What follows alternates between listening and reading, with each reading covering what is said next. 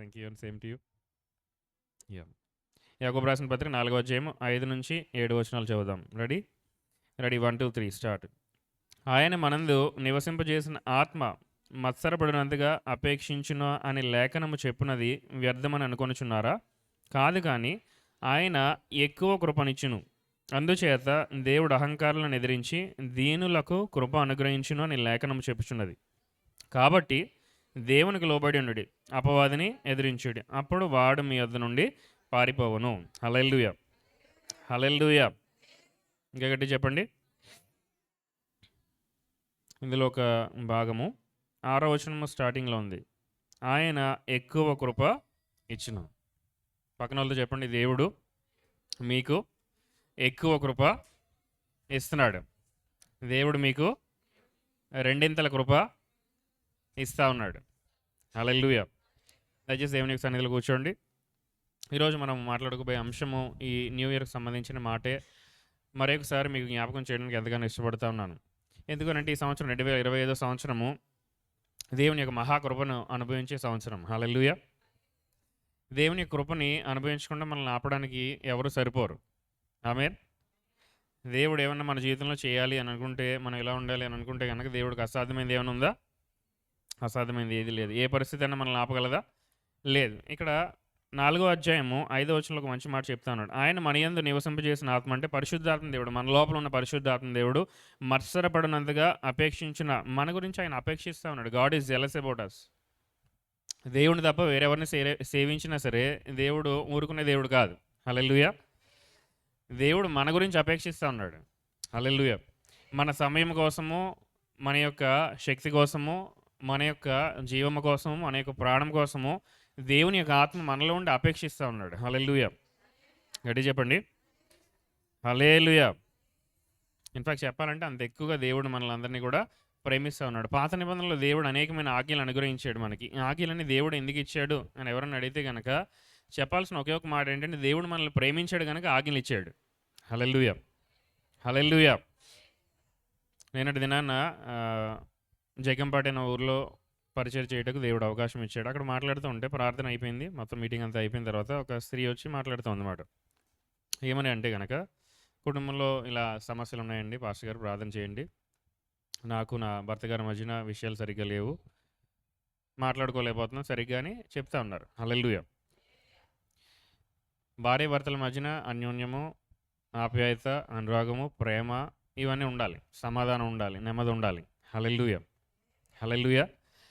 అలా లేకుండా చేయనడమే సాతాను యొక్క ప్రణాళిక. హల్లెలూయా. మీరేమనుకుంటారంటే పరిస్థితుల వల్ల ఇలా అవుతుందేమో, లేకపోతే వాళ్ళ వల్ల ఇలా అవుతుందేమో, వీళ్ళ వల్ల ఇలా అవుతుందేమో అనుకుంటాడు. వెనకాల బ్యాక్గ్రౌండ్లోంచి సాతాను ఒక ప్లాన్ రన్ చేస్తూ ఉంటాడు. విభజించి పరిపాలన చేయడం అంటే, మనం ఇండియన్ చరిత్ర చదువుకుంటే చిన్నప్పుడు చదువుతూ ఉంటాం, డివైడ్ అండ్ రూల్ పాలసీ అని చెప్పి. ఏ రాజు వచ్చినా సరే ఏం చేస్తాడు, భారతదేశాన్ని అంతా కూడా మొక్కలు చేసేసి, చిన్న చిన్న మొక్కలు చేసేసి, ఏ మొక్క ఆ మొక్క విడగొట్టేసి పరిపాలన చేయడానికి ప్రయత్నం చేశారు రాజులంతా కూడా. హల్లెలూయా. సేమ్ సాతాను కూడా అదే చేస్తాడు. కుటుంబం కలిసి ఉండాలనే దేవుని యొక్క ప్రణాళిక, కుటుంబాన్ని విడగొట్టాలనే సాతాను యొక్క ప్రణాళిక. హల్లెలూయా. అవి రకరకాల పరిస్థితులు సృష్టించడానికి అతను ప్రయత్నం చేస్తాడు. ఆమేన్. ఇక్కడ చూస్తే కనుక పరిశుద్ధాత్మ దేవుడు మన గురించి అపేక్షిస్తున్నాడు. కొరింథీయుల రాసిన మొదటి పత్రిక 7వ అధ్యాయంలో ఏమంటాడంటే కనుక, ఎవరికైతే వివాహమైందో భర్త అయితే భార్య, భార్య అయితే భర్త గురించి అపేక్షిస్తూ ఉంటారు.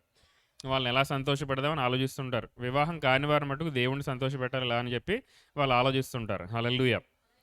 మీకు వివాహం అయినా అవ్వకపోయినా పరిశుద్ధాత్మ దేవుడు మన లోపల మన గురించి చాలా అపేక్షిస్తున్నాడు. హల్లెలూయా. మన అటెన్షన్ ఆయన కోరుకుంటున్నాడు, మన యొక్క ప్రేమ ఆయన కోరుకుంటున్నాడు, మన యొక్క ఆరాధన ఆయన కోరుకుంటున్నాడు, మన యొక్క భక్తి ఆయన కోరుకుంటున్నాడు. హల్లెలూయా. మన యొక్క దైవికమైన స్వభావాన్ని ఆయన కోరుకుంటున్నాడు, మన పరిశుద్ధత ఆయన కోరుకుంటున్నాడు, నిందారహితమైన జీవితాన్ని ఆయన కోరుకుంటున్నాడు. హల్లెలూయా. ఈయన మన లోపలే ఉంటాడు, కానీ ఎక్కువ డిమాండ్ ప్లేస్ చేయడు. మనం ఇస్తే దాన్ని తీసుకుంటాడు. జెంటిల్మెన్ మాట పరిశుద్ధాత్మ దేవుడు. హల్లెలూయా. అందుకనే ఏలియా ఒక రోజున చాలా నీరసపడిపోయాడు. 900 బయలు ప్రవక్తలను చంపేసిన తర్వాత నెక్స్ట్ రోజు ఒక వార్నింగ్ వచ్చింది యెజబెల్ రాణి దగ్గర నుంచి. రేపటి రోజున ఈ సమయానికి నిన్ను చంపేస్తాను అని చెప్పి ఒక లేడీ వార్నింగ్ ఇచ్చింది. వార్నింగ్ ఇవ్వగానే ఇతను పరిగెత్తుకుంటూ వెళ్ళిపోయాడు భయపడిపోయి. 900 మంది బయలు ప్రవక్తల్ని చంపి యెహోవా యొక్క అగ్నిని బలిపీఠం మీద దించిన ఈ ప్రవక్త ఎందుకు ఇంత కృంగిపోయాడు అనేది అక్కడ రాయబడలేదు. ఎందుకంటే రకరకాల విషయాల వల్ల మనుషులు కృంగిపోతూ ఉంటారు. హల్లెలూయా. కానీ ఏం రాయబడిందంటే అతన్ని ఒక పలానా వృక్షం దగ్గరికి వెళ్ళి అతను పడుకుంటే దేవదూత వచ్చి ఏం చేస్తుంది, లేపి ఇదిగో బాబు తిను, ఆహారం పెడుతుంది, ఇదిగో తాగు అని కొన్ని డ్రింక్ ఇస్తుంది. తినేసి తాగిన తర్వాత ఏముంటుందంటే మళ్ళీ పడుకుంటాడు. మళ్ళీ లేచిన తర్వాత మళ్ళీ కొంత ఆహారము పెడతాడు దేవుడు. పెట్టిన తర్వాత ఈసారి లేగు, ఎందుకంటే నువ్వు వెళ్ళాల్సిన దూరం చాలా ఉంది అని చెప్తాడు. హల్లెలూయా. గట్టి చెప్పండి హల్లెలూయా. మీ పక్కన వాళ్ళు చెప్పండి, 2025లో మీరు చేయాల్సిన ప్రయాణము చాలా ఉంది. హల్లెలూయా. ఇంకా గట్టి చెప్పండి హల్లెలూయా. మన విమోచకుడు సజీవుడు కనుక మనం కూడా జీవిస్తాము. హల్లెలూయా. రైట్. దేవుడు మనకి ఇచ్చిన ఈ జీవము జోయి లైఫ్, అబండెంట్ లైఫ్ అంటే సమృద్ధి అయిన జీవాన్ని దేవుడు మనకు అనుగ్రహించాడు. హల్లెలూయా. రైట్. ఈ ఈ ఏలియా ప్రవక్తని చూస్తే కనుక 40 రోజులు ప్రయాణం చేశాడు.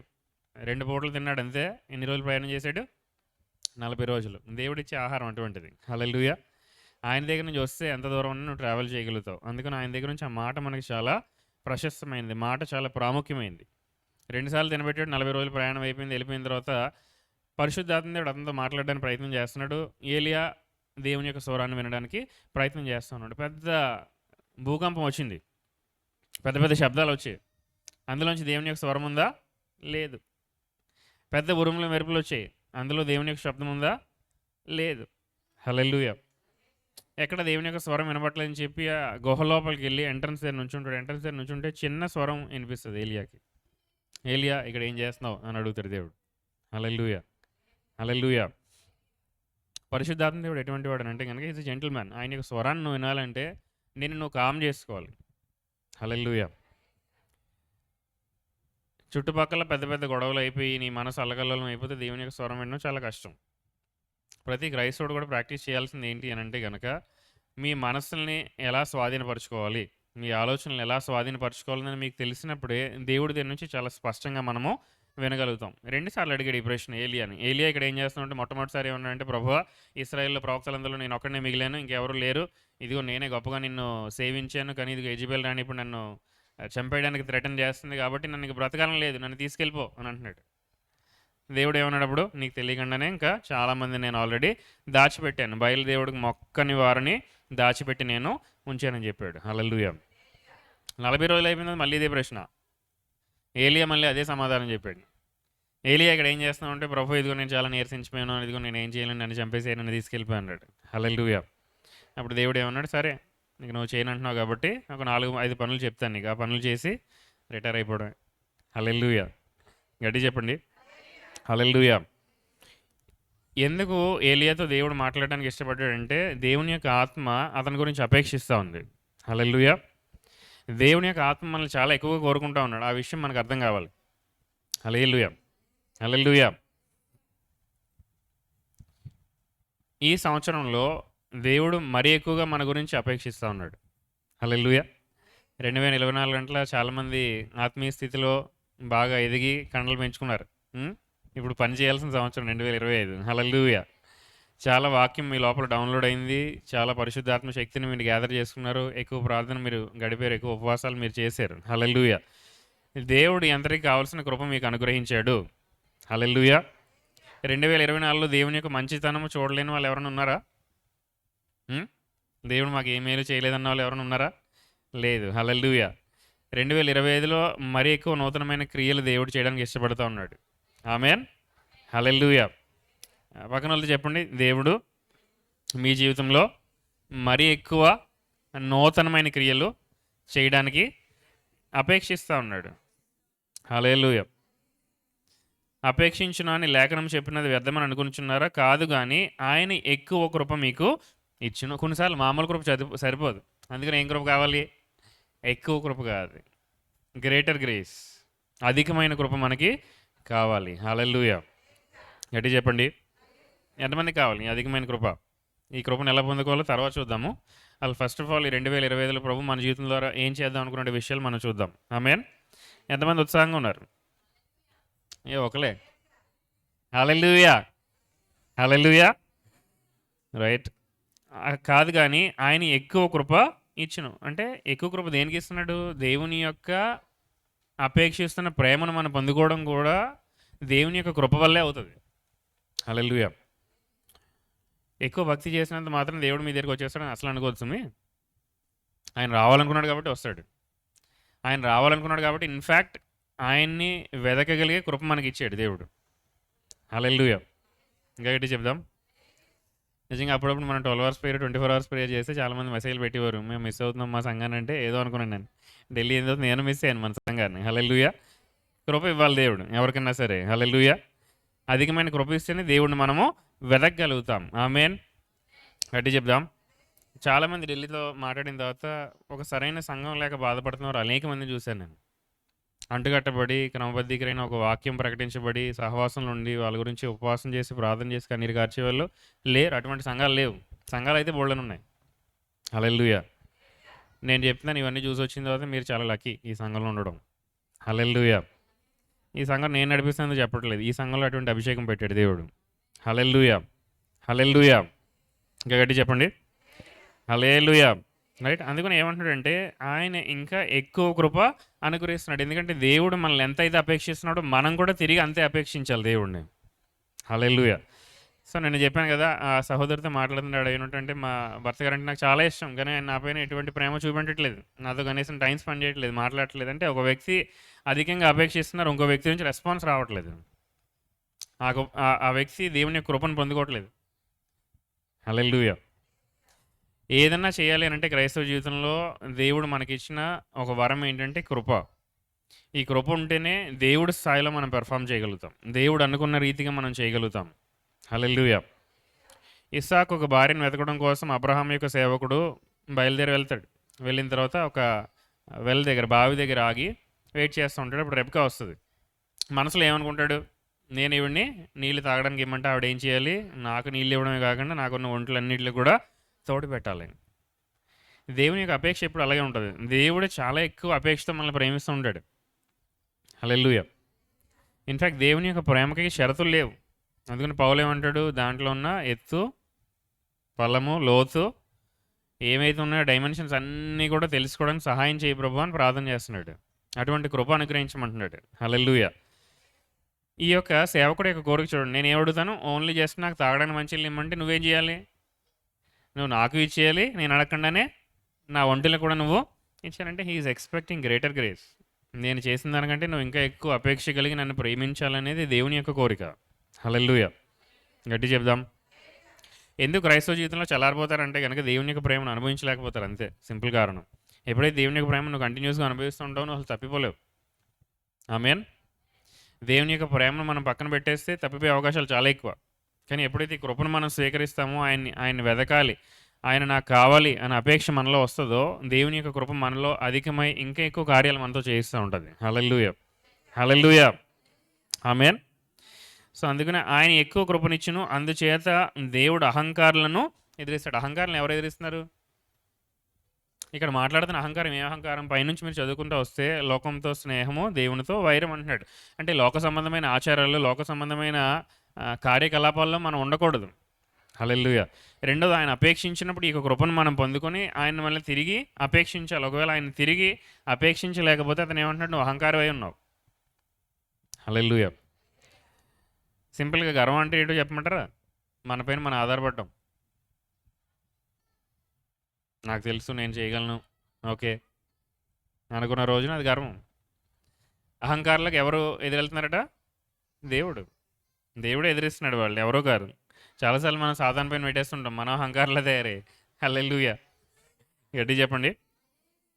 రైట్. అందుకని ఈ మాట చాలా ప్రాముఖ్యమైనది. దేవుడు అహంకారులను ఎదిరించి దీనులకు కృప అనుగ్రహించును. So one way to possess this greater grace is to be humble.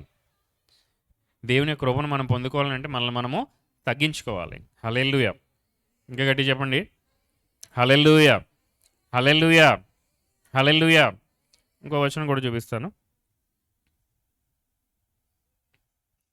పేతురు రాసిన మొదటి పత్రిక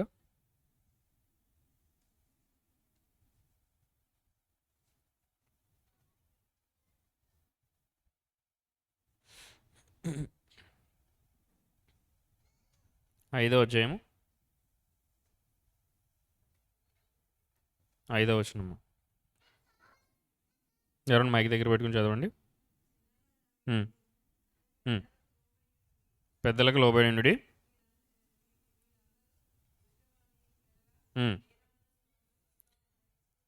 మిమ్మును అలంకరించుకునుడి. చదవనండి. మిమ్ములను అలంకరించుకునుడి. దేవుడు ఉమ్, ఉమ్, ఉమ్. ఆయన బలిష్టమైన చేతుల కింద ఉమ్, ఉమ్, ఉమ్, ఉమ్. ఒక నిమిషం.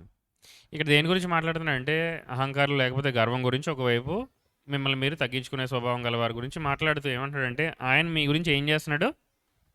మీ గురించి ఏం చేస్తున్నాడు? పట్టించుకుంటున్నాడు. అదే కదా రాయబడి ఉంది. 7వ వచనంలో ఏముంది? ఆయన మీ గురించి ఏం చేస్తున్నాడు? ఆయన చింతించున్నాడు. కనుక మీరేం చేయాలి? మీ చింత యావత్తు ఆయన పైన మోపాలని. పైన వచనంలో ఏమంటున్నాడు? దేవుడు బలిష్టమైన రెక్కల కింద మిమ్మల్ని మీరు తగ్గించుకోండి. హల్లెలూయా. అప్పుడు సగుల సమయమందు, సరైన సమయమందు, ఆయన అనుకున్న సమయంలో ఏం చేస్తాడు? మిమ్మల్ని పైకి లేస్తాడు దేవుడు. హల్లెలూయా, హల్లెలూయా. ఇందులో అర్థం చేసుకోవాల్సిన పాయింట్ ఏంటంటే ఆయన ఆల్రెడీ మన గురించి చింతిస్తున్నాడు. ఇంకో వ్యక్తి అవసరం లేదు ఆయనతో పాటు చింతపడడం కోసం. కానీ ఇంకో వ్యక్తి పక్కన అంటే నువ్వు నేను ఏం చేయాలి? ఆయన కిందన తగ్గించుకోవాలి. హల్లెలూయా. అంటే ఇందులో నుంచి ఒక పాయింట్ ఏంటి అని అంటే కనుక నిన్ను నువ్వు తగ్గించుకోవడం అంటే చింత లేని జీవితం నువ్వు జీవించగలగాలి. హల్లెలూయా. అంటే గర్వం అంటే చింతపడ్డం. హలో, చాలాసార్లు మనం చింతపడ్డం అంటే గర్వం కాదేమో అనుకుంటాం, మనల్ని మనం తగ్గించుకోవడమేమో అనుకుంటాం. హల్లెలూయా. చాలాసార్లు చింతపడి ఆనందపడతారు కొంతమంది, ఆహా భలే చింతపడ్డామని. హల్లెలూయా. ఓ 2 గంటలు ఏడ్చావు, 3 గంటలు ఏడ్చావు, 4 ఎదురుతూ చెప్పుకున్నావు, ఓహో భలే చింతపడ్డావు నువ్వు. కానీ దేవుడు ఏమంటున్నాడు? అది అహంకారం. హల్లెలూయా. ఒకసారి దేవుడి పైన నువ్వు నీకు చింత యావత్తు మోపేసావనంటే ఆయన చింతపడతాడు. ఈసారి నువ్వు చింత ఫ్రీగా ఉండాలి, చింత లేకుండా ఉండాలి, కేర్ ఫ్రీగా ఉండాలి. హల్లెలూయా. అప్పుడే ఇన్ఫ్యాక్ట్ ఈ వాక్యం ఫలిస్తుంది. యేసుప్రభు విత్తవాని ఉపమానంలో కూడా మనకు అదే స్టోరీ చెప్పాడు. ఒకడికి 30 వంతులు, ఒకడికి 60 వంతులు, ఒకడు 100 వంతులు ఎందుకు ఫలించాడు అని అంటే వాడికి చింతలేని జీవితం ఉంది. రెండోది, వాడు ఎంత టైం అయినా సరే ఓపిక పడుతూ ఉన్నాడు. హల్లెలూయా. పర్సివరెన్స్ ఉంది అతని లోపల. హల్లెలూయా. గట్టి చెప్పండి. అంటే 2 విషయాలు చూపించాను. ఎప్పుడైతే మనల్ని మనం తగ్గించుకుంటామో దేవుని యొక్క కృప వస్తుంది. మనల్ని మనం తగ్గించుకోలేకపోవడానికి గల కారణం ఏంటంటే గర్వం. గర్వం అంటే ఏంటి? చింతపడ్డం. హల్లెలూయా. ఎవరన్నా వచ్చి మీతో పొగరుగా మాట్లాడారనుకో మీకు ఏమనిపిస్తుంది? అంత గర్విష్ఠుడు వీడు, పెట్టి రేగిపోతున్నాడు ఉత్తినే. హల్లెలూయా. నువ్వు ఎప్పుడైతే చింతపడతావు దేవుడు యాక్చువల్ అలా అనుకుంటాడు, నువ్వు చాలా నీపైన ఆధారపడిపోతున్నావు, నాపైన ఆధారపడాలి. అందుకని మన లోపల ఉన్న ఆత్మ ఏం చేస్తుంది? మన గురించి అపేక్షిస్తుంది. హల్లెలూయా. ఇన్ఫాక్ట్ దేవుడు ఎలాంటి వాడు అంటే ప్రతిదానికి ఆయనపైన మనం ఆధారపడాలని కోరుకునే దేవుడు. ఎందుకంటే ఇది మన జీవితం కాదు. బ్రతుకుడు కొరకైతే క్రీస్తు, చావైతే లాభము. మనం క్రీస్తులో ఉన్నాం, ఇప్పుడు క్రీస్తుతో కూడా ఉన్నాం. ఆయనలాగే ఆయన ఆలోచనలే మనం వాడాలి. హల్లెలూయా. గట్టి చెప్పండి. హల్లెలూయా. అండ్ ఇక్కడ అంటున్నాడు యాక్చువల్లీ ఆయన మీ గురించి చింతిస్తున్నాడు, ఆయన మీ గురించి పట్టించుకుంటున్నాడు. He cares for you. అంటే నీకున్న సమస్తమైన విషయాలు ఆయనకు ఆల్రెడీ తెలుసు. హల్లెలూయా. గట్టి చెప్దాం. Anxiety is a sign of pride. అందుకని చాలామంది స్ట్రెస్తో ఉంటున్నారు, రాత్రులు పడుకోలేకపోతున్నారు. ఎందుకంటే వాళ్ళు ఇంకా దాని గురించి ఆలోచిస్తూ ఉంటారు. హల్లెలూయా. ఈ స్ట్రెస్ వల్లే యాక్చువల్లీ ఈ కాలంలో వస్తున్న రోగాలన్నీ కూడా వస్తున్నాయి. ముఖ్య కారణం ఏంటంటే అదే. ఒక 50-60 సంవత్సరాల క్రితంకి వెళ్తే ఉదయం ఉద్యోగంకి వెళ్ళేవారు, 4-5 గంటలకు ఇంటికి వచ్చేవారు, ఇంకంతా స్ట్రెస్ ఫ్రీ, ఎవరికి స్ట్రెస్ అనేది లేదు. ఈ కాలంలో అప్పట్లో ఒక ఉద్యోగం ఉందంటే కుటుంబానికి చాలా గొప్ప విషయం. ఇప్పుడు ఈ కాలంలో 4-5 ఉద్యోగాలు ఉన్నా సరిపోవట్లేదు ఎవరికేమి. హల్లెలూయా. ఏమవుతుంది ప్రపంచానికంటే వాళ్ళపైన వాళ్ళు ఎక్కువ ఆధారపడడానికి ఇష్టపడతా ఉన్నారు దేవుడి పైన కంటే కూడా. హల్లెలూయా. సీయోను ప్రార్థన మందిరంలో ప్రతి విశ్వాసికి కూడా చెప్పదలుచుకున్న ఒక హెచ్చరిక లాంటిది ఏంటి అని అంటే మనపైన మనం ఆధారపడటం ఆపాలి. ఈ సిస్టమ్ ఆపాలి. దేవుడి పైన ఆధారపడడం నేర్చుకోవాలి. హల్లెలూయా. ఎందుకంటే ఈరోజు కాకపోతే రేపన్నా అదే పాయింట్ దగ్గర మళ్ళీ వస్తావు తిరిగి. ఇశ్రాయేలీల వలె 13 రోజుల్లో వెళ్ళాల్సింది 40 సంవత్సరాలు పడుతుంది. నీకు 40 సంవత్సరాలు ఓపిక ఉంటే పరిగెత్తి మరి. హల్లెలూయా. లేదు పాస్టర్ గారు మేము త్వరగా వెళ్ళిపోవాలండి వాగ్దాన భూమి కంటే 13 రోజుల్లో దేవుడిని చెప్పుకున్నట్టు వెళ్ళిపోవడమే. హల్లెలూయా. మీరు సంఖ్యాకాండము ఇంటికి వెళ్ళిన తర్వాత చదవండి. సంఖ్యాకాండం అంటే నిర్గమకాండములో నుంచి కంటిన్యూషన్ అనమాట. ఎక్సోడస్ ఐగుప్తు దేశం నుంచి బయటకు వచ్చిన తర్వాత 40 సంవత్సరాలు వాళ్ళు చేసిన ప్రయాణం అంతా కూడా సంఖ్యాకాండంలో రాయబడి ఉంది. హల్లెలూయా. ఈ యొక్క జర్నీలో మీరంతా చూస్తే దేవుడు చాలా అద్భుతకారాలు చేస్తూ ఉంటాడు వాళ్ళ మధ్యన. వాళ్ళకి కావాల్సిన ఆహారం అనుగ్రహిస్తాడు, వాళ్ళకి కావాల్సిన దాహం తీరుస్తూ ఉంటాడు. దేవుడు ఇవన్నీ చేస్తూనే ఉంటాడు. అయినా సరే స్టిల్ మళ్ళీ క్వశ్చన్లు అడుగుతూ ఉంటారు. ప్రభువా నువ్వు నిజంగా చేయగలవా, నువ్వు చేయలేవా? అయ్ ఈ కళ్ళు ఎదురుగుంటా మన్నా తింటున్నాం 40 సంవత్సరాల పాటు, ఇంత గొప్ప అద్భుత కార్యం, అయినా సరే స్టిల్ అడుగుతుంటాం. కొన్నిసార్లు మనం కూడా అలాగే ఉంటాం. దేవుని యొక్క ప్రత్యక్షతలు మనం అనుభవిస్తుంటాం, అయినా సరే మళ్ళీ చింతలోకి ప్రవేశించడానికి ప్రయత్నం చేస్తుంటాం. అవునా కదా? హల్లెలూయా. అందుకని దేవుడు ఏమంటున్నాడు 2025లో అధికమైన కృప మనకి ఇస్తున్నాడు. హల్లెలూయా. హల్లెలూయా. 2025లో అధికమైన కృప ప్రతి ఒక్క వ్యక్తి అనుభవించాల్సిందే. దేవుడు మనకు వాగ్దానం ఇచ్చాడు. ఆల్రెడీ వాగ్దానం ఇచ్చాడంటే దేవుడు అది చేయడానికి ఆల్రెడీ నిర్ణయం తీసేసుకున్నాడు. మనం ఆయనతో ఏకీభవించాలి, ఆయనతో పాటు కోఆపరేట్ చేయాలి. హల్లెలూయా. హల్లెలూయా. ఒక చేతితో మీరు చప్పట్లు కొట్టగలరా? ఒక చేతితోటి ఒక చేతితో కొట్టగలరా? 2 చేతులు కావాలి. ఇది కూడా అంతే. దేవుని యొక్క కృపను మనం అనుభవించాలి, ఆయన వాక్యంతో పాటు మనము ఏకీభవించాలి. హల్లెలూయా. పక్కన వాళ్ళు చెప్పండి, ఈరోజు నుంచి గర్వంగా జీవించొద్దు. అంటే చింతలేని జీవితము జీవించడానికి మిమ్మల్ని మీరు ట్రైన్ చేసుకోవాలి. హల్లెలూయా. హల్లెలూయా. 2024 చాలా గొప్ప లెర్నింగ్ ఫేజ్, గొప్ప పాఠాలు నేర్పించింది 2024. హల్లెలూయా. అలా 2025 నేర్పించడానికి కాదు, ఏ సంవత్సరం ఆ సంవత్సరమే ఏదో పాఠం మనకు నేర్పిస్తూ ఉంటుంది. హల్లెలూయా. అలా అని చెప్పి ఈ లాస్ట్ 1 ఇయర్లో వచ్చిన పరిపక్వత, లేకపోతే లాస్ట్ 1 ఇయర్లో ప్రభువు గురించి వచ్చిన ఆలోచన విధానం, ప్రభుతో మనం గడిపిన సమయము చాలా ప్రభావితం చేసింది. ఆమేన్. హల్లెలూయా. దేవుడు మన జీవితంలో నెరవేర్చాలనుకున్న ఉద్దేశాలన్నింటినీ కూడా ప్రభువు మనల్ని సిద్ధపరిచాడు. ఆమేన్. ఎందుకంటే కొంతమంది జీవితాల్లో దేవుడు చాలా విచిత్రమైన ప్రవచన వాకులు మీ పైన విడుదల చేశాడు. హల్లెలూయా. మనందరి పైన కూడా విడుదల చేశాడు. వాటిలన్నింటినీ మనము చెయ్యాలి అని అంటే కనుక ఒక సిద్ధపాటు మనలో ఉండాలి. ఆమేన్. మొన్న ఒక స్టూడెంట్తో మాట్లాడుతున్నాను. ఆ అబ్బాయి ఏమంటున్నాడు అంటే కనుక, నాకు మ్యాథ్స్ రాదండి, నేను చేయలేను, నేనేం చేస్తానంటే సైబర్ సెక్యూరిటీ చేస్తానంట. సైబర్ సెక్యూరిటీ చేయాలంటే ఫస్ట్ నువ్వు మ్యాథ్స్ పాస్ అవ్వాలి. ఇక్కడ మ్యాథ్స్ పాస్ అవ్వకుండా పెద్ద పెద్ద సైబర్ సెక్యూరిటీ జాబులు నీకు ఇవ్వరు. నాకు మ్యాథ్స్ రాదు, నేను చేయను, కాలేజ్కి వెళ్ళను అంటున్నట్టు. హల్లెలూయా. చాలామంది క్రైస్తవులు అలా ఉన్నారు. ఇక్కడ పాఠం నేర్చుకోరు, అక్కడ పెద్ద ఆశీర్వాదం వచ్చేయాలి, లేకపోతే ప్రవచన వాకు నెరవేర్పులోకి వచ్చేయాలి. అవ్వదు అలాగా. హల్లెలూయా. ఈ పాఠం నువ్వు సరిగ్గా నేర్చుకోవాలి. హల్లెలూయా. ఇంకొక మాట కూడా చూపిస్తాను ఇందులో నుంచే. యాకోబు రాసిన పత్రికలోకి వచ్చేయండి, 4వ అధ్యాయము. దేవుడు అహంకారులను ఎదిరించి దీనులకు కృప అనుగ్రహించును. దీనులంటే నిన్ను నువ్వు తగ్గించుకున్నవాడు. నీకు ఆందోళన చెందాలనిపిస్తుంది అన్నా సరే పక్కన పెడుతున్నావు అది, అప్పుడు నిన్ను నువ్వు తగ్గించుకుంటున్నావు. అప్పుడు దేవుడు అంటున్నాడు ఆయన కృప నీ మీదకి వస్తుంది. హల్లెలూయా. హల్లెలూయా. గట్టి చెప్పండి. మీ తల మీద చేయబెట్టుకోండి, చేయబెట్టుకోండి. నేను ఎప్పుడైతే తగ్గించుకుంటానో నా మీదకి దేవుని యొక్క కృప వస్తుంది. అంటే నెక్స్ట్ టైం నువ్వు ఎప్పుడైనా నేను తగ్గించుకుని ఒక చిన్న ప్రార్థన చేసిన వెంటనే నువ్వు అనుభవించాలి లోపల అధికమైన కృప నీ మీదకి వచ్చినట్టు. హల్లెలూయా. హల్లెలూయా. ఇది ఎలా ఉంటుందో కొన్ని ఉదాహరణలు చెప్తాను. దేవుడు ఆయన పొందిన దెబ్బల చేత మనల్ని అందరినీ స్వస్థపరిచాడు, అయినా సరే నీకు నొప్పి అనిపిస్తుంటుంది. అప్పుడు ఏమంటావు నువ్వు? ప్రభువా నన్ను నేను తగ్గించుకుంటాను అన్న వెంటనే నీ లోపలికి ఒక జోల్ట్ తగులుతుంది, ఒక ఎలక్ట్రిక్ వేవ్ నీ లోపలికి వస్తుంది, ఒక కరెంట్ నీలోకి వస్తుంది. దేవుని యొక్క కృప. హల్లెలూయా. గట్టి చెప్దాం. హల్లెలూయా. హల్లెలూయా. మీకు అర్థమవుతుందండి? నిన్ను నువ్వు తగ్గించుకున్నట్టు. అది ఎప్పుడైతే తగ్గించుకుంటావో అధికమైన కృప నీ మీదకి వస్తుంది. కొన్ని ఇంపాసిబుల్ సిచ్యువేషన్స్ దేవుడు మన ముందర పెడతా ఉంటాడు. ఎందుకు ఆయన ఇటువంటి అసాధ్యమైన పరిస్థితిలోనే మనల్ని పెడతా ఉంటాడు అంటే, నీకు అది అసాధ్యమని నీకు తెలియాలి. అప్పుడే దేవునిపై నువ్వు ఆధారపడటము మొదలు పెడతావు. ఏమని అంటే, ప్రభు ఇంకా నా వల్ల కాదు, నేను చేతులు ఎత్తేసాను, నువ్వే హెల్ప్ చేయాలి ఇప్పుడు అన్నప్పుడు ఆయన యొక్క కృప ఏమవుతుంది? యాక్టివేట్ అవుతుంది. హల్లెలూయా. కృప అంటే ఏంటంటే మనం చేయగలిగిన దానికంటే ఎక్కువ చేయిస్తుంది. హల్లెలూయా. మనం వెళ్ళాలనుకున్న దూరం కంటే ఎక్కువ దూరం తీసుకెళ్లే దేవుని యొక్క కృప. మనం చూడాలనుకున్న దానికంటే ఎక్కువ దృశ్యము లేకపోతే ఎక్కువ విషన్, దర్శనము చూపించేది ఏంటంటే దేవుని యొక్క కృప. హల్లెలూయా! గట్టిగా చెప్పండి. ఓహ్! హల్లెలూయా!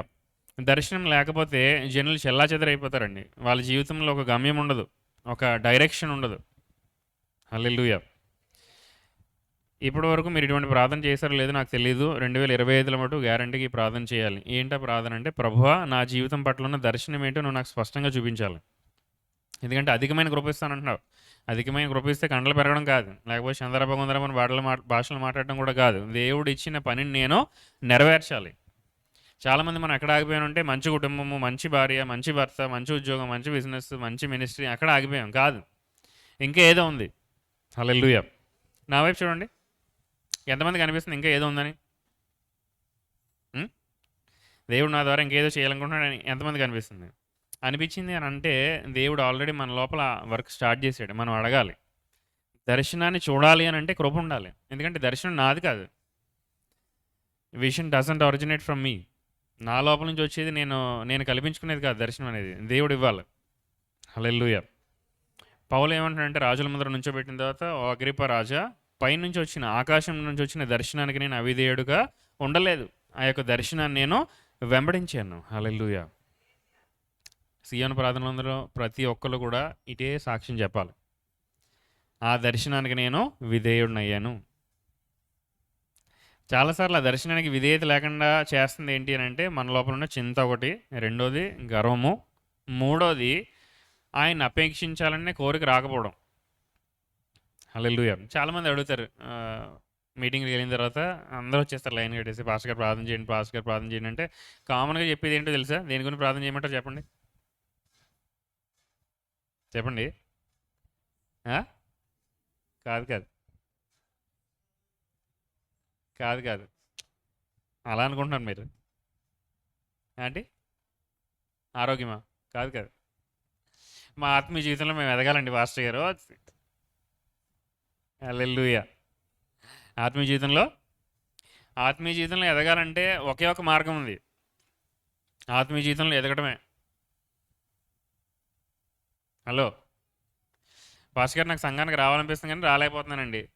ఎలా మారుతుంది ఈ పద్ధతి? రావాలనే కోరిక ఎలా పడుతుంది? వస్తుంటే ఇంకా కోరిక ఎక్కువ పడుతూ ఉంటుంది. హల్లెలూయా!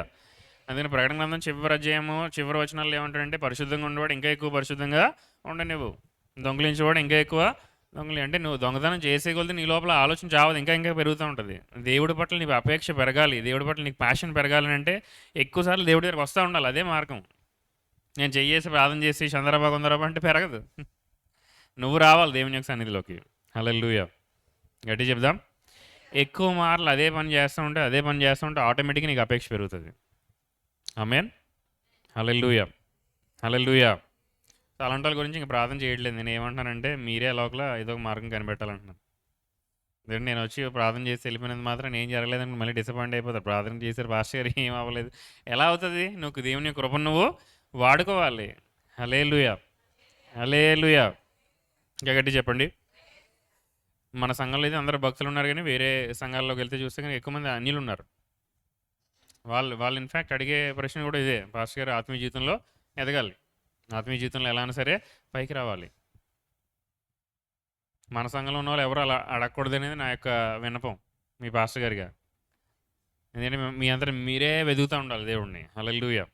40 సంవత్సరాల పాటు అరణ్యంలో ఉన్నప్పుడు మోషే ఏం చేశాడు? కనబడిన దేవుడిని అతను వెతుకుతూ ఉన్నాడు. అందుకనే ఒక రోజున ఆ పొద మండుచుంది కానీ కాలిపోవట్లేదు. అలాంటి దృశ్యం నీకు ఎప్పుడు కనిపిస్తుంది? నువ్వు వెతుకుతున్నప్పుడే కంటిన్యూస్గా కనిపిస్తుంది. అతను గొర్రెలు తోలుకోవట్లేదు యాక్చువల్లీ. హల్లెలూయా! హల్లెలూయా! అతను యాక్చువల్లీ గొర్రెలు కాయట్లేదు. గొర్రెలు కాయడం అనేది అతని ప్యాషన్ కాదు. అతను ఏం ఎదుగుతున్నాడు? దేవాది దేవుడిని ఎదుగుతున్నాడు. హల్లెలూయా! ఇంకా గట్టి చెప్పండి. చాలాసార్లు నువ్వేమనుకుంటున్నావు అంటే, ఆ ఉద్యోగానికి ఎందుకు పంపించాడంటే, ప్రభు నేను మంచి ఉద్యోగం చేసి మంచి పేరు సంపాదించాలి నువ్వు అనుకుంటున్నావు. యాక్చువల్లీ ప్రభువును వెతకడం కోసం ఉద్యోగం ఇచ్చాడు దేవుడు నీకు. హల్లెలూయా! గట్టి చెప్పండి. ఎందుకు బిజినెస్ మనకు అప్పగించాడంటే మనం ఏదో కుబేర్లు అయిపోతామని కాదు. ఆ బిజినెస్లో నుంచి ప్రభువుని మనం ఇంకా ఎక్కువ వెతుకుతామని చెప్పి. ఈ పరిచయం కూడా దేవుడు ఎందుకు ఇచ్చాడు? దేవుడిని ఇంకా ఎక్కువ మనము వెతుకుతామని చెప్పి. ఆ భర్తను ఎందుకు ఇచ్చాడు నీకు? వెంటనే సుఖపడిపోయి అమ్మాయి ఇంకా ఫైనాన్షియల్ స్ట్రగుల్స్ ఏం లేవరా బాబు, పెళ్లి చేసుకున్నాను మంచి తోపు నన్ను అనుకోవడానికి కాదు. హల్లెలూయా. ఇంకా ఎక్కువ వెతుకుతాం దేవుణ్ణి. ఆమేన్. కాంప్లసెన్సీ అంటే ఒక సాచురేషన్ పాయింట్ ఎప్పుడు టచ్ అవుద్దంటే దేవుణ్ణి మనం వెతకలేని స్థాయిలోకి వెళ్ళిపోయిన తర్వాత. హల్లెలూయా. సీఎన్ ప్రార్థన మందిరం ప్రతి కాంప్లసెన్స్ స్పిరిట్ని యేసు నామములో బ్రేక్ చేస్తున్నాను. ఆమేన్. ఎవరు అటువంటి స్థాయిలోకి రాకూడదు. సాచురేషన్ పాయింట్ అనేది మనం టచ్ అవ్వకూడదు. అలా వెడుతూనే ఉండాలి. ఎందుకంటే అధికమైన కృపలో నుండి అధికమైన కృపలోకి ప్రభువు మనల్ని తీసుకెళ్తూ ఉంటాడు. హల్లెలూయా. హల్లెలూయా. నాకు సంఘంకి వచ్చి బోర్ కొట్టేసింది కానీ నేను బైబిల్ చదువుతుంటే బోర్ కొట్టేసింది, ఇటువంటి మాటలు అసలు వినబడకూడదు మన సంఘంలో. ఆమేన్. ఎందుకంటే అటువంటి కాంప్లసెన్సీ వచ్చిందంటే వేరే స్పిరిట్ ఏదో మనలో పనిచేస్తుంది, పరిశుద్ధాత్మ కాదు. ఎందుకంటే పరిశుద్ధాత్మ దేవుడు మనల్ని ఏం చేస్తాడు, మనల్ని అపేక్షిస్తూ ఉంటాడు. హల్లెలూయా.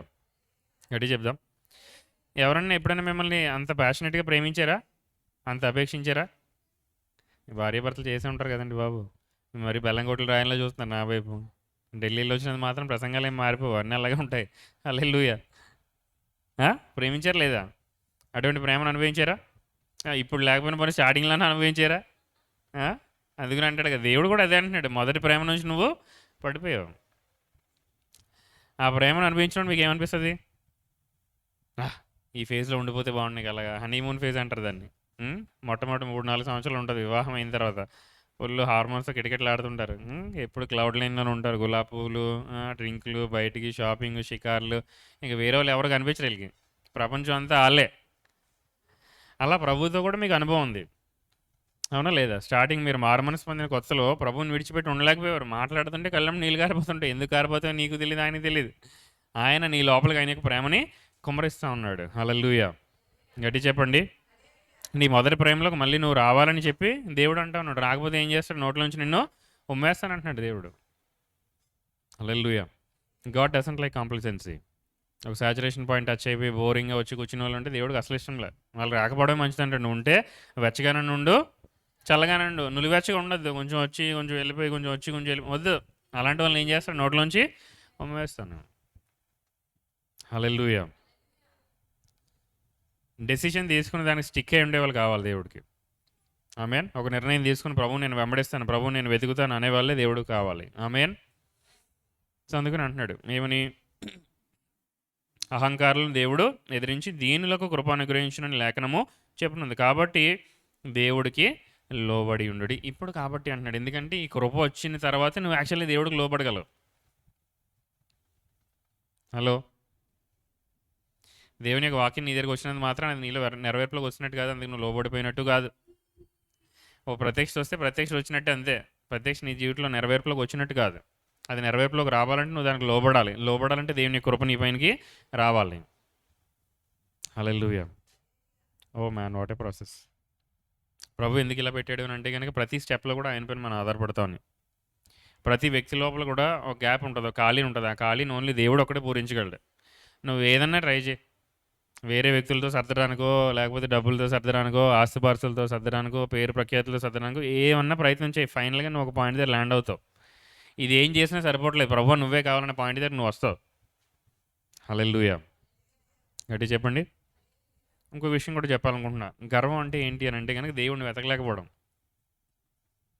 చాలామంది ఏమంటారంటే, ప్రభువా ఈ సమస్య అయిపోయిందో అప్పుడు వెతుకుతాను దేవుడిని. అసలు నువ్వు ఎప్పుడు చేయలేవు. ఈ సమస్య ఉండగా చేస్తేనే నువ్వు ఏమైనా చేసినట్టు. హల్లెలూయా. హల్లెలూయా. మీరు స్పోర్ట్స్ అవి ఎక్కువ వాచ్ చేస్తే కనుక ఒక మ్యాచ్ దేంట్లోనూ ఎవరైతే సచిన్ టెండూల్కర్ ఎవరో పాకిస్తాన్తో మ్యాచ్లో అనుకుంటా, ఒక ఫాస్ట్ బాల్ వేస్తే వచ్చి దెబ్బ తగులుతుంది, తగిలితే రక్తం కారిపోతుంటుంది వరల్డ్ మనీ. అయినా సరే బ్యాటింగ్ చేస్తాడు ఇండియా కోసం, భారతదేశం కోసం. హల్లెలూయా. ఈ నొప్పి అంతా తగ్గిపోయిందో 5 మ్యాచ్లు అయిపోయిందో వస్తాను అనుకున్నాడు ఆ టెండూల్కర్. అలా అనుకుంటే ఈరోజు అంత మాట్లాడుకోరు అతని గురించి. అది జరుగుతున్నా సరే ఇన్స్పైట్ ఆఫ్ దట్ బ్యాట్ పట్టుకుని అతను ఆడాడు, విజయానికి తీసుకెళ్ళాడు. హల్లెలూయా. గట్టి చెప్దాం. హల్లెలూయా. ఓ హల్లెలూయా. కొన్నిసార్లు ఏం చేయాలంటే మొత్తం అంతా నువ్వు చేసిన you have to stand strong, నిలబడాలి. నువ్వు దేవుని యొక్క చిత్తాన్ని మొత్తం సంపూర్తి చేసిన తర్వాత ఏం చేయాలి, నిలబడాలి. ఆ నిలబడడంలో మనకు కావాల్సిన ఒక కృప ఏంటంటే దేవుడికి లోబడే తత్వం. ప్రభువు చెప్పినట్టుగా మనం నిలబడాలి. అలా నిలబడాలంటే దేవుని యొక్క కృప మనకి కావాలి. హల్లెలూయా. హల్లెలూయా. పక్కన వాళ్ళు చెప్పండి, దేవుడు ఆయన్ని వెతకటానికి మీకు కృపను అనుగ్రహిస్తూ ఉన్నాడు. మీరు మీతో మీరు మాట్లాడుకుంటున్నారు, చాలా బాగా ధ్యానిస్తున్నారు. పక్కన వాళ్ళకి చెప్పండి ఈసారి. చెప్పండి. దేవుణ్ణి వెతుకుటకు మీకు కృప అనుగ్రహిస్తూ ఉన్నాడు.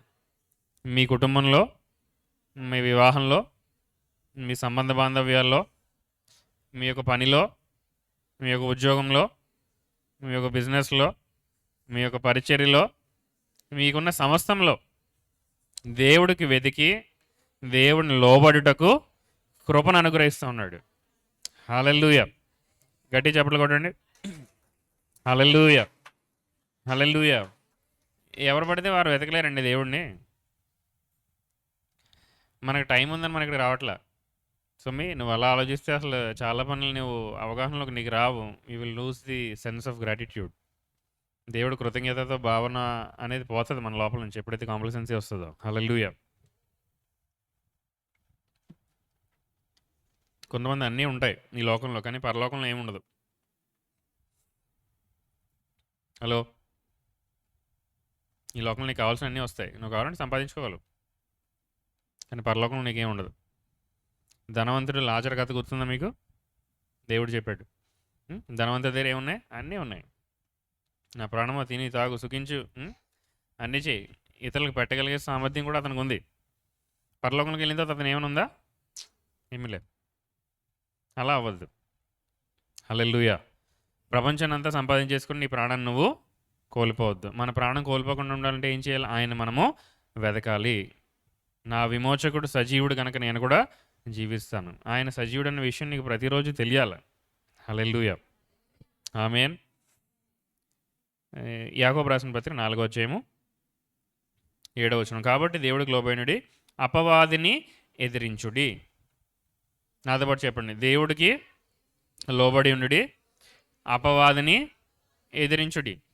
ఈ పైన మనం మాట్లాడుకున్న అంశాలన్నీ ఏంటి? దేవుడు అధికమైన కృప మనకి అనుగ్రహిస్తానంటే ఈ రెండు విషయాల కోసం. దేనికి? దేవుడికి లోబడ్డానికి, అపవాదిని ఎదిరించడానికి కూడా. హల్లెలూయా.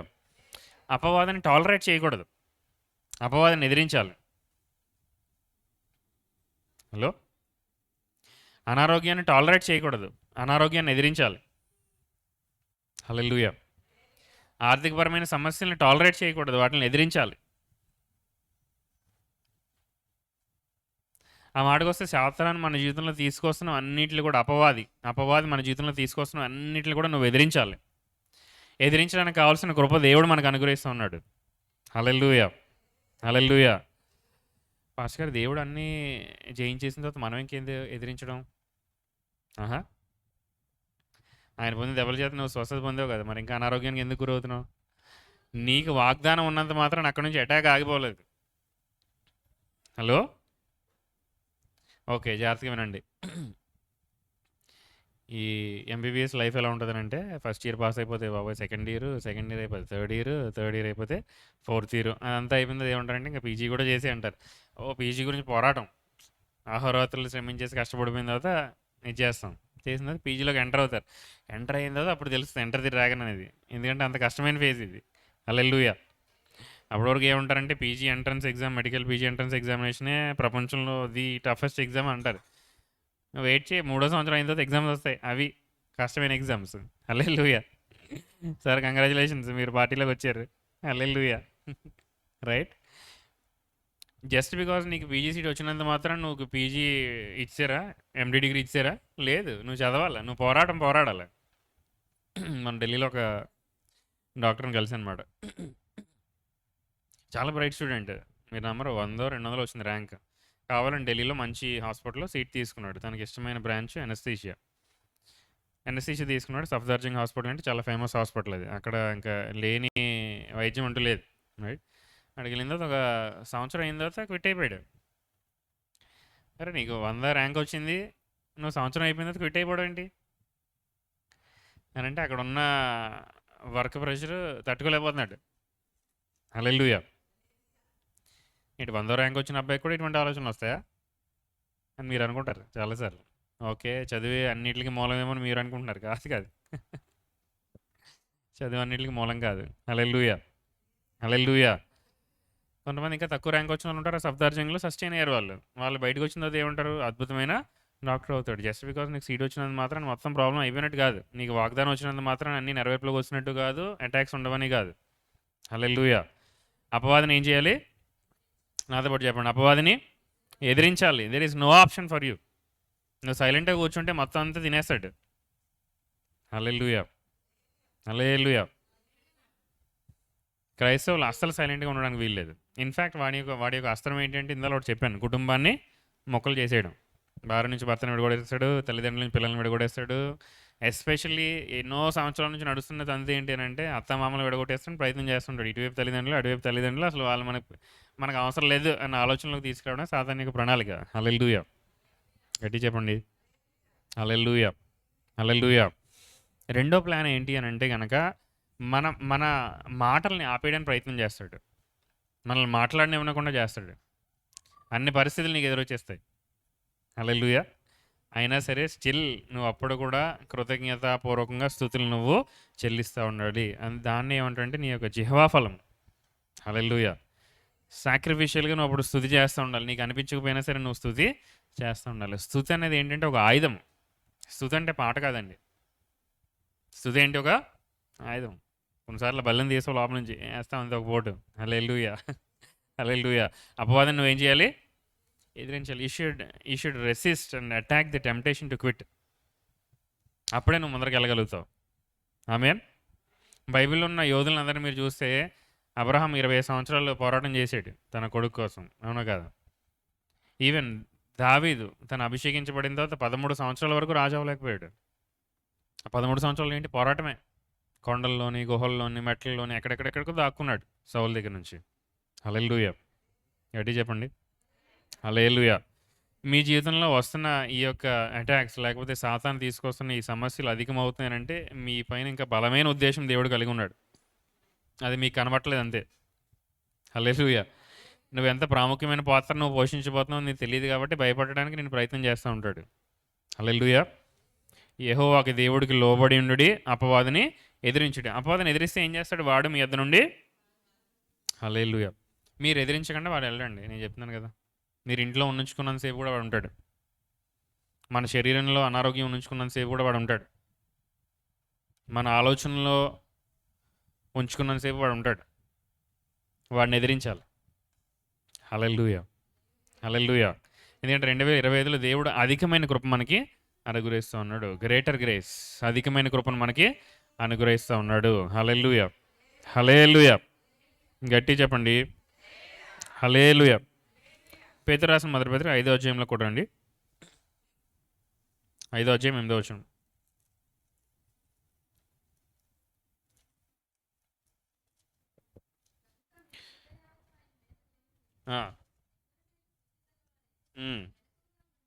నిబ్బరమైన బుద్ధి గలవారే మెలకువగా ఉండుడి. నిబ్బరమైన బుద్ధి అంటే బీయింగ్ అలర్ట్, అంటే ఏం జరుగుతుందో మనకు అవగాహన కలిగి జీవించే జీవితం. ఒక క్రైస్తవ జీవితం ఎప్పుడు కూడా క్లారిటీతో ఉండాలి. అలా మాత్రాన అన్నీ తెలిసినట్టు కాదు. క్లారిటీ అనేది ఎక్కడి నుంచి వస్తుంది అంటే దేవుడితో మనకున్న సహవాసంలో నుంచి వస్తుంది. హల్లెలూయా. క్లారిటీకి ఇంకొక అర్థం ఏంటి అని అంటే కనుక అబ్సల్యూట్ ట్రస్ట్ ఇన్ గాడ్, అంటే దేవుడిలో చెక్కు చెదరలేని విశ్వాసం కలిగి ఉన్నాం. ఆయన నమ్మదగిన వాడిని, వాగ్దానం చేసిన వాడు నెరవేరుస్తాడని అబ్సల్యూట్ ట్రస్ట్తో ఉండడం క్లారిటీ అంటే. హల్లెలూయా. గట్టి చెప్పండి. సో ఏ బుద్ధి గలవారే అంటున్నాడు? నిబ్బరమైన బుద్ధి గలవారే మెలకువగా ఉండుడి. మీ విరోధి అయిన అపవాది గర్జించు సింహము వలె ఎవరిని మృంగుదునా అని వెతుకుచూ తిరుగుచున్నాడు. సో వాడి పని ఏంటి? ఎవరిని దొరికితే వాళ్ళని మిగేద్దామని చెప్పి. మన లోపల ఉన్న పరిశుద్ధాత్మ దేవుని యొక్క పని ఏంటి? మన గురించి ఆయన అపేక్షిస్తున్నాడు. ఆయన కూడా ఒక పనిలో ఉన్నాడు. నీ యొక్క ప్రాణం కోసము, నీ యొక్క జీవితం కోసం పోరాటం అవుతుంది. హల్లెలూయా. ఎవరితో నువ్వు సహకరిస్తే వాళ్ళ రిజల్ట్స్ నీకు వస్తాయి. ఆమేన్. ఎవరిని తిందుమా అని చెప్పి మింగుదుమా అని చెప్పి తిరుగుచున్నాడు గర్జించి సింహం వలె. లోకమునందు మీ సహోదరులు ఈ విధమైన శ్రమయే నెరవేర్చుచున్నవని ఎరిగి విశ్వాసమందు స్థిరులై వానిని. ఇందాలు ఏమన్నాడు? అపవాదిని ఎదిరించిన వాడు మీ ఎదురు నుండి తొలగిపోను. ఇప్పుడు ఏమంటున్నాడు? మీ సహోదరులు కూడా ఇదే శ్రమ కూడా వెళ్తున్నారని మీకు తెలిసి ఏమంటున్నాడు? విశ్వాసమందు స్థిరులై వారిని ఎదిరించుడి. హల్లెలూయా. అంటే ఇది నీకు ఒక్కరికే కాదు, ఈ ప్రాబ్లం మీకు ఒకటే కాదు. అందుకని ఏమంటాడు, those who want be godly shall be persecuted. ఎవరైతే దైవత్వం కలిగిన జీవితం జీవించాలనుకుంటున్నారో వాళ్ళకి హింస తప్పదు, శ్రమలు తప్పవు. హల్లెలూయా. ఇంకా గట్టి చెప్పండి. క్రైస్తవులంతా కూడా ఈ మెంటాలిటీ నుంచి బయటికి రావాలి. ఏంటో మైండ్ సెట్ అని అంటే కనుక, యేసుప్రభు ఒక రోజు అలా నడుచుకుంటూ పోతూ ఉంటే ఒక కుంటివాడు కూర్చొని ఉంటాడు. కూర్చొని ఉంటే శిష్యులు అడుగుతారు, ప్రభువా వీడు పాపం చేశాడు, వీళ్ళ తల్లిదండ్రులు పాపం చేశారా అని. అప్పుడు యేసుప్రభు ఏమన్నాడు, ఇతను తప్పు చేయలేదు, ఇతని తల్లిదండ్రులు కూడా పాపం చేయడం వల్ల ఇలా జరగలేదు, కానీ దేవుని యొక్క మహిమ కోసము ఇలా ఉంది. హల్లెలూయా. శ్రమ ఎవరన్నా అనుభవిస్తున్నారు, కష్టాల్లో ఎవరైనా ఉన్నారంటే వాడేదో పాపం చేశాడు, వాడేదో తప్పు చేశాడని అర్థం కాదు. హల్లెలూయా. అతనిపైన ఉన్న పిలుపు అలాంటిది, నువ్వు అర్థం చేసుకోగలగాలి. అది మెచ్యూరిటీ. అందుకని ఏమంటున్నాడు, నీ సహోదరులు కూడా ఇటువంటి శ్రమల గుండా వెళ్చున్నారు గనక వాళ్ళని చూసి నువ్వేమంటున్నాడు, సాతాన్ని ఎదిరించి, విశ్వాసంలో స్థిరమై సాతాన్ని నువ్వు ఎదిరించి. ఎందుకంటే వాళ్ళు ఎదిరించారు కనుక వారు నెగ్గారు, నువ్వు ఎదిరిస్తావు కనుక నువ్వు కూడా నెగ్గుతావు. హల్లెలూయా. గట్టి చెప్పండి, ఓ హల్లెలూయా. 10వ వచనం, తన నిత్య మహిమకును క్రీస్తునందు మిమ్మల్ని పిలిచిన సర్వకృపానిధియగు దేవుడు. ఎటువంటి కృపానిధి? సర్వకృపానిధి. అంటే ఈ కృపల్లో రకరకాలు ఉన్నాయి. దేవుడు ఎటువంటి వాడు? సర్వకృపానిధి. అంటే అన్ని రకాల కృపల్లోనూ మనకి ప్రోత్సహించగలిగేవాడు, మనకి ఇవ్వగలిగేవాడు మన దేవుడు. హల్లెలూయా. సర్వకృపానిధియగు దేవుడు కొంచెము కాలం మీరు శ్రమపడిన పిమ్మట తానే మిమ్మను పూర్ణులుగా చేసి స్థిరపరిచి బలపరుచును. హల్లెలూయా. ఎప్పుడైతే కృప నీ మీదకి వస్తుందో కొంతసేపు ఏమంటున్నాడు, శ్రమ ఉంటుంది. ఆ తర్వాత ఏమంటున్నాడు, ఆయనే స్వయంగా మనల్ని వచ్చి ఏం చేస్తాడు, పరిపూర్ణులుగా చేసి స్థిరపరుస్తాడు, బలపరుస్తాడు. ఎంతమందికి ఇటువంటి జీవితం కావాలి? పరిపూర్ణమైన జీవితము, స్థిరమైన జీవితము, బలం కలిగిన జీవితము. హల్లెలూయా. వరల్డ్ స్ట్రాంగెస్ట్ పీపుల్ అని చెప్పి కొన్ని కాంపిటీషన్లు అవుతూ ఉంటాయి. పెద్ద పెద్ద వెయిట్ లిఫ్టింగ్స్, ఈ చేయి పోటీలు ఇవన్నీ చేస్తూ ఉంటారు వాళ్ళు, రైట్? వాళ్ళని చూస్తే చాలా లావు ఉంటారు, మేబీ బలిపీఠం అంత ఉంటాడే మాత్రం. హల్లెలూయా. ఎలా తెలుస్తుంది ఇతనే ప్రపంచంలో బలవంతుడని? లావుగా ఉంటే సరిపోద్దా? కొన్ని పోటీలు పెట్టిన తర్వాత తెలియాలి. ఎందుకంటే బోల్డంత కాంపిటీషన్ అవుతూ ఉంటుంది అక్కడ. నేనే బలవంతుడని కూడా వస్తాడు, నేనే బలవంతుడని ఇంకోటి వస్తూ ఉంటాడు. అయినా సరే ఏం చేయాలి? వాళ్ళ పోటీలో నెగ్గినవాడే బలవంతుడు. హల్లెలూయా. అందుకని ఏమంటాడు, కొంతకాలం శ్రమ పొందిన తర్వాత ఏమన్నాడు, తానే మిమ్మల్ని పరిపూర్ణులుగా చేస్తాడు, స్థిరపరుస్తాడు, బలపరుస్తాడు. ఆమేన్. ఈరోజు మనం అర్థం చేసుకోవాల్సిన విషయం ఏంటి అంటే, ఈ గ్రేటర్ గ్రేస్, మహా అధికమైన కృప మన మీదకి ఎప్పుడైతే వస్తుందో, మొట్టమొదటి ఎందుకు వస్తుందని మనం అర్థం చేసుకోవాలి, దేవుడికి లోబడుటకు. ఎలా లోబడతాం? ఆయన ఇంకా ఎక్కువ మనము అపేక్షించాలి, ఆయన యొక్క చిత్తాలను ప్రణాళికలు మనము వెంబడించాలి. రెండోది మనల్ని మనము తగ్గించుకోవాలి. హల్లెలూయా. తగ్గించుకోవడం అంటే ఇంకొక మాట మాట్లాడాం, ఏమని? చింత లేని జీవితం మనము జీవించాలి. హల్లెలూయా. పక్కన చెప్పండి, ఈ విషయాల్ని మీరు ప్రతిరోజు సాధన చేయాలి. ప్రతిరోజు చెప్పండి, ఎక్సర్సైజ్ చేయాలి. మన యూత్ అందరూ ఒకనొక కాలంలో ఇటువంటి పిచ్చి క్రేజ్ లేదు, కానీ ఇప్పుడున్న కాలంలో అందరికి కూడా సిక్స్ ప్యాక్, మాచో మ్యాన్ ఇటువంటివన్నీ కూడా కోరికలు. వాడి చదువు చూస్తే ఏమీ లేదు, కానీ జిమ్లోనే కనిపిస్తున్నాడు ఎప్పుడు. హల్లెలూయా. హల్లెలూయా. అది తప్పని అనట్లేదు, బట్ ఫస్ట్ ప్రయారిటీ ఏదో ప్రయారిటీ ఉండాలి. నీకు తినడానికి తినలేకుండా నువ్వు జిమ్కి వెళ్ళి ఏం చేస్తావు?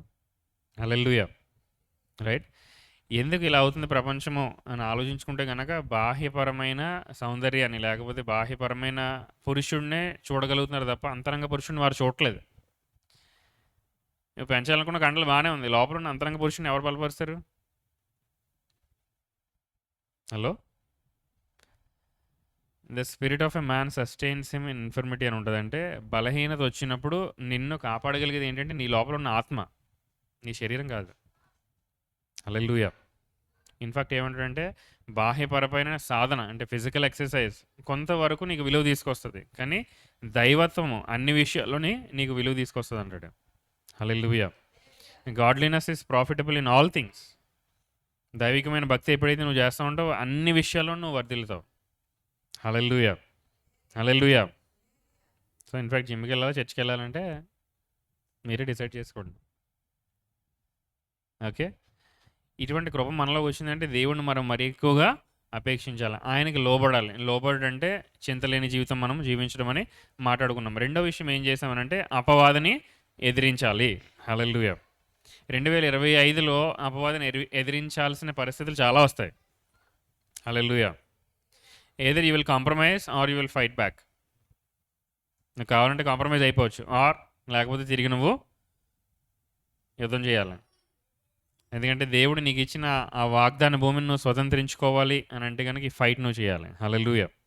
గట్టి చెప్పండి, హల్లెలూయా. మీ యొక్క విశ్వాసంలో మీరు స్థిరులై సాతానుని ఎదిరించుడి అంటున్నాడు. సో విశ్వాసంలో ఎదగడం అనేది కూడా 2025లో మనకి చాలా ప్రాముఖ్యమైన అంశము. హల్లెలూయా, హల్లెలూయా. రైట్, ఇంకొక వచనం చూద్దాము.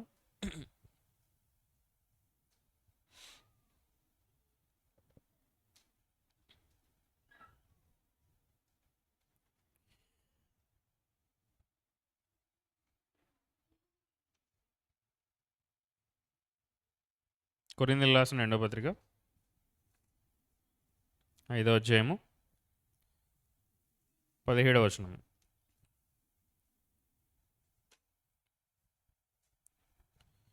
కొరింథీయులకు రాసిన 2వ పత్రిక 5వ అధ్యాయం 17వ వచనం మనందరికీ తెలిసిందే. ఎవరైనా చెప్పగలరా చూడకుండా? క్రీస్తునందు ఉన్నట్ల వాడు నూతనమైన సృష్టి, ఇదిగో పాతవి గతించను, సమస్తము క్రొత్తవాయను. ఈ 2025కి ఒక ప్రాముఖ్యమైన సాదృశ్యం ఏంటి అని అంటే కనుక ఇట్స్ ఏ ఇయర్. ఈ యొక్క సంవత్సరంలో దేవుని యొక్క పునరుత్థాన శక్తిని మనం వాడబోతున్నాం. ఆమేన్. చనిపోయిన విషయాలు చాలా వాటిని మనం లేపుతాం. హల్లెలూయా, హల్లెలూయా. అది మీ కుటుంబం అవ్వచ్చు, మీ యొక్క వ్యాపారం అవ్వచ్చు, మీ సంబంధ బాంధవ్యాలు అవ్వచ్చు, ఉద్యోగం అవ్వచ్చు, ఏదన్నా అవ్వచ్చు. దేవుని యొక్క పునరుత్థాన శక్తిని మీరు ఉపయోగిస్తారు. హల్లెలూయా. దేవుని యొక్క కృపను మీరు వినియోగిస్తారు ఈ సంవత్సరంలో. హల్లెలూయా. అండ్ డివైన్ ఆపర్చునిటీస్, దైవికమైన అవకాశాలను దేవుడు కలిగిస్తాడు.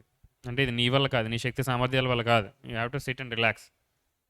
ప్రభు నీకు అవకాశం ఇస్తాడు, అది పట్టుకుంటావు, నువ్వు దేవుడికి సాక్షిగా మారిపోతావు, అంతే. హల్లెలూయా, హల్లెలూయా.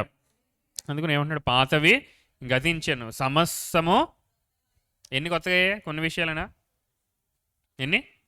సమస్తము. ఎవరైతే క్రీస్తులో ఉన్నాడో వాడు ఎటువంటి సృష్టి? నూతనమైన సృష్టి. అంటే నూతనమైన సృష్టి అంటే న్యూ అంటే మీరు అర్థం చేసుకోవాల్సిన పాయింట్ ఏంటంటే అప్పటి వరకు చరిత్రలో అది లేదు, అంత నూతనంగా దేవుడు చేస్తున్నాడు. హల్లెలూయా. గట్టి చెప్పండి. నమ్మితే కనుక మీరు ఊహించడం మొదలు పెడతారు.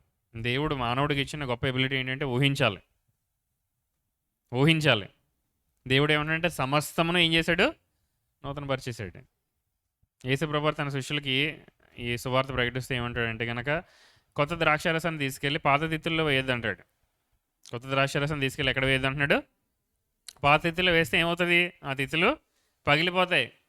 పగిలిపోతే ఏమవుతుంది? ద్రాక్షారసము వేస్ట్ అయిపోద్ది. ఈ యొక్క 2025లో ప్రభు ఇస్తున్న కృపను నువ్వు వాడాలి అంటే 2024లో ఉన్న మైండ్ సెట్స్ అన్నింటిలో కూడా వేస్ట్ మైండ్ సెట్స్, పనికి మాలిన మైండ్ సెట్స్ అన్నింటిలో కూడా మనం వదిలేయాలి.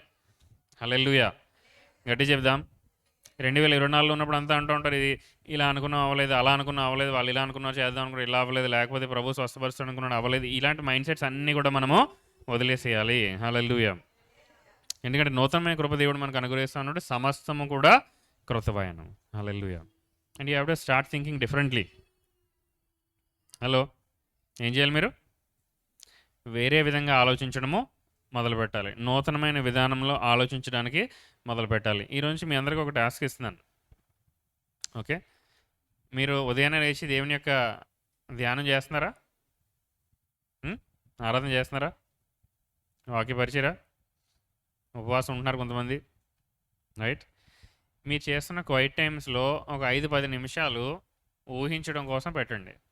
మీరు వాక్యం చదువుతారు కదా, యూ హ్యావ్ టు ఇమాజిన్. ఎందుకంటే చాలామంది ఎలా ఉంటారంటే వాక్యం చదివేస్తున్నారు, ఇంకేం లేదు, వెళ్ళిపోతున్నారు అంతే ఉద్యోగాలకి. అయ్యో, వాక్యం నీ లోపల అసిమిలేట్ అవ్వాలంటే నువ్వు దాన్ని ఊహించాలి.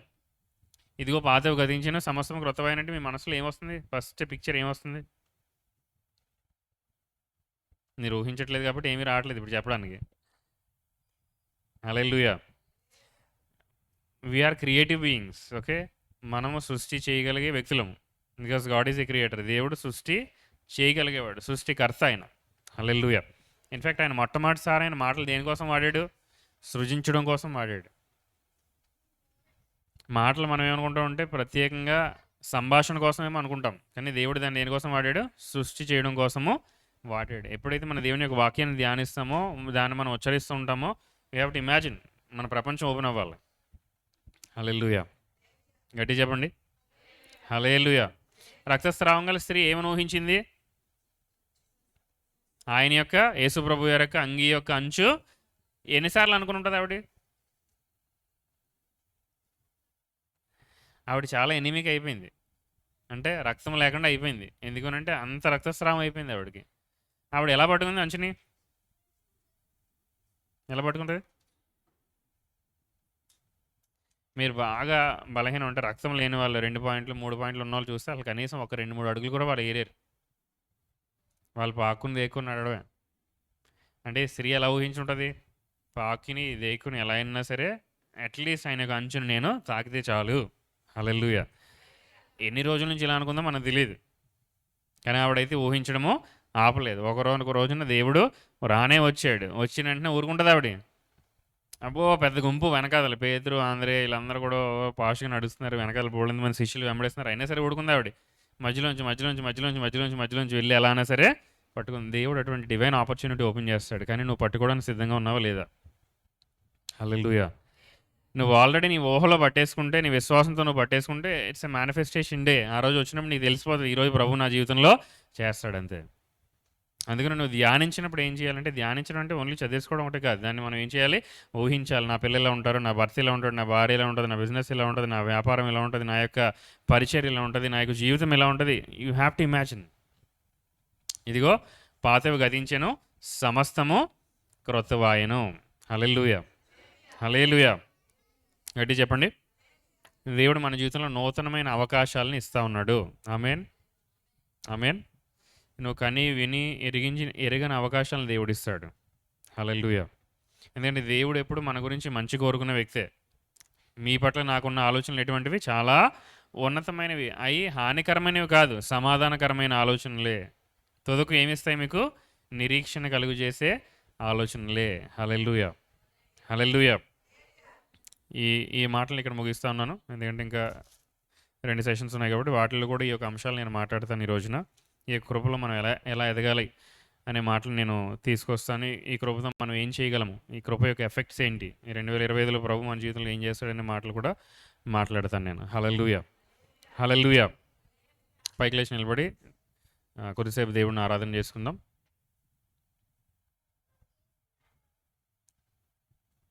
ఒక 15 నిమిషాలు ఆరాధన అయిందో సాక్ష్యాలకి సమయం ఇస్తాను. ఎవరైతే సాక్ష్యం చెప్పాలనుకుంటున్నారో వాళ్ళు కూడా దేవునికి సన్నిధిలో సిద్ధపడి సాక్ష్యం పలకండి. పరిశుద్ధానికి వందనములు తండ్రి. వాక్యంని ఎత్తిపెట్టి మనం ప్రార్థన చేద్దాం. దేవుని యొక్క వాక్యం మన దగ్గరికి వచ్చింది. దేవుని యొక్క ఆత్మ మనల్ని అపేక్షిస్తూ ఉన్నాడు. దేవుని యొక్క ఆత్మ